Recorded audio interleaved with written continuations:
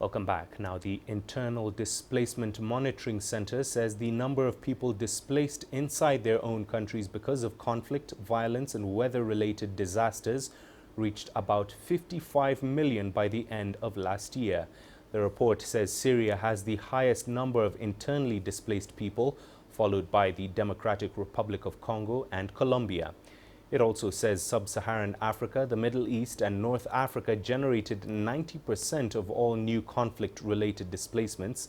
The director of the Internal Displacement Monitoring Center, Alexandra Bilak, says escalating violence in Ethiopia and strengthening of extremist groups in Mozambique and Burkina Faso has fueled some of the world's fastest-growing displacement crises.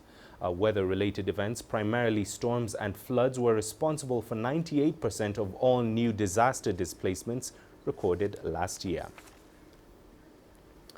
Well, let's get more insights into that story. We're now joined by CGTN's Girum Chala live in Addis Ababa, Ethiopia, and Ivana Hajzmanova, who is the regional coordinator for Sub-Saharan Africa at the Norwegian Refugee Council. She joins us live via Zoom in Geneva. Ivana, I'll begin with you. What more can you tell us about the report? Good afternoon, everyone, and thank you for inviting us.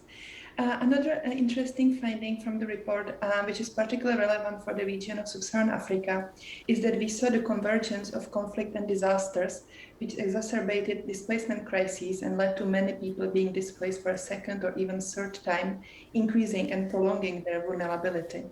We observed mainly two key things related to this topic. The first one being that disasters such as droughts or cyclones destroyed people's livelihoods in the previous years.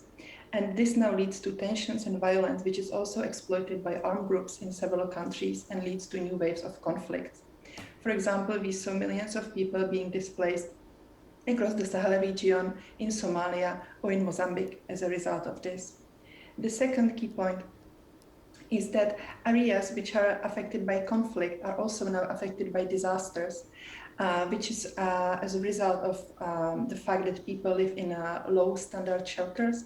They flee conflict, then they build their shelter in flood-prone areas, and then they get displaced again during the same year. This was the case, for example, in South Sudan, Mozambique, or the Democratic Republic of Congo.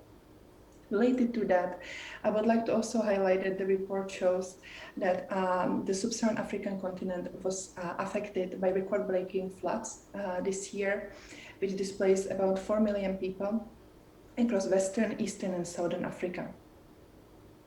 Last but not least, what I would like to highlight as well is that despite these new emerging crises in Mozambique or the Sahel, there are also long-standing crises on the continent, such as the one in the Democratic Republic of Congo, Somalia, or Sudan, which still drive millions of people from their homes every single year.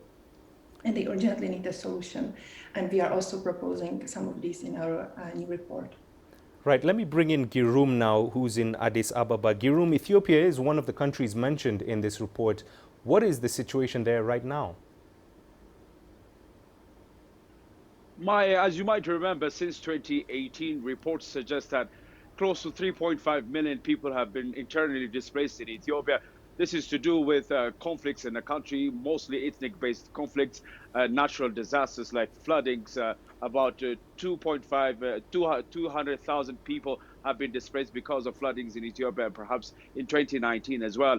And also recently, as you remember, the law enforcement mission in the northern part of the country, in Tigray regional state, has also caused close to 1 million people to be displaced. So the situation at the moment, according to the government, is de-escalating, if you like, and it's changing for the better as the government is trying to address this situation. In fact, reports suggest from the government that more than 2.5 million of these people displaced are now back to their localities, and they are being provided with basic amenities and necessities, and for those farmers to return to normal life. So the situation at the moment looks to be better than what it was perhaps last year or a few months back.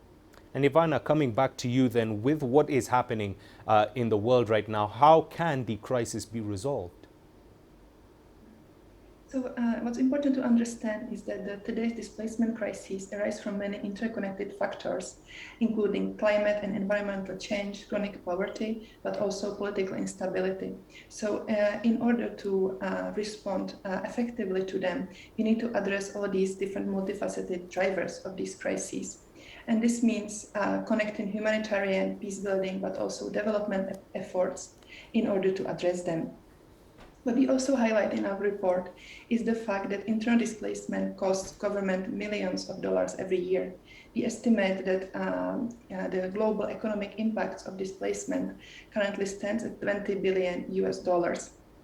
So including them into existing national development budgets, it's not only sensible, but it's also very strategic for all the countries. Another recommendation which we would like to give is that disasters and climate shocks are essentially local phenomena.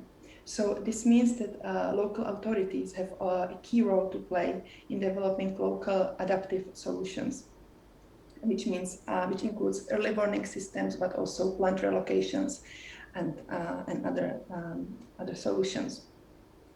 In order to understand what policies are the most suitable ones, we also need governments to commit to collecting disaggregated data on displacement, which would include collect data on triggers of displacement, locations and gender and age and disability information on the displaced population. We see that governments already make a lot of effort in the region, and we see that they are trying to build their own internal displacement databases, such as in Mali. They are passing laws protecting IDP, such as is the case in Niger. And they also establish frameworks for durable solutions for IDP, such as is the case in Somalia or Ethiopia. So such initiatives are very important, and they need to continue, strengthen, and also be replicated elsewhere.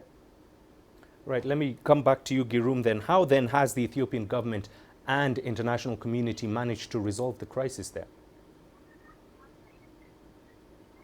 So since a couple of years back, looking at the disastrous situation, many citizens have, because of situations that people have been, in need of a lot of national community, and that has been a lot of problem for the nation.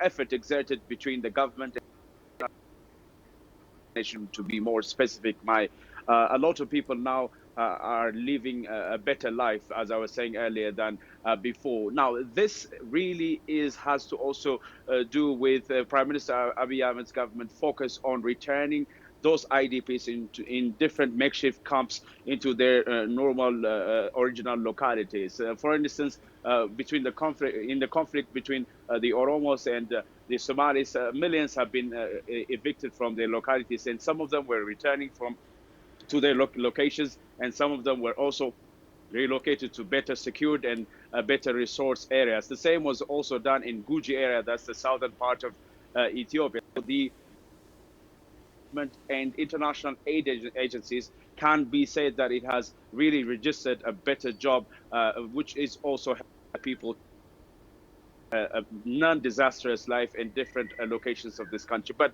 still,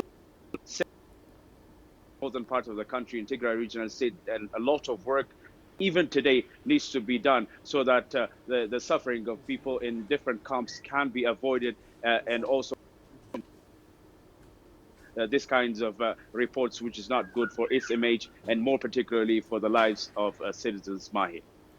All right, thank you both for joining us. Girum Chala in Addis Ababa, Ethiopia, and Ivana Hajzmanova, who is the regional coordinator for Sub Saharan Africa with the Norwegian Refugee Council, joining us live from Geneva.